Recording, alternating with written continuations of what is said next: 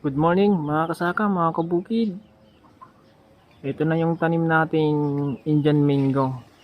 Late siya namulaklak kasi gawa din ng bagyong Pipito ito. Lahat kasi ng dahon nito is nalagas nung bumagyo sa lakas ng hangin. Mantakin mo naman signal number 5. Tanggal lahat ng dahon nitong Indian mango na to mga kasaka. So ngayon lang siya ulit namunga. Sana mabulat yan. Kasi yung tutuusin, late na talaga itong pamumunga ng Indian mango natin. Dapat nga ngayong buwan ng Pebrero, kumakain na tayo ng bunga nito eh. Kaya lang,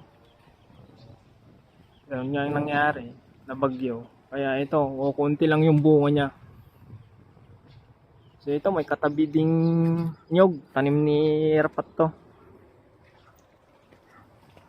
May nyug tayo dito. Dati inaakit ko to nung bata pa ako yan.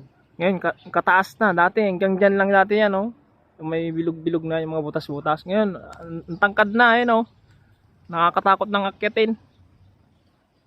So that's our videos for today mga kasaka, mga kabukid. God bless.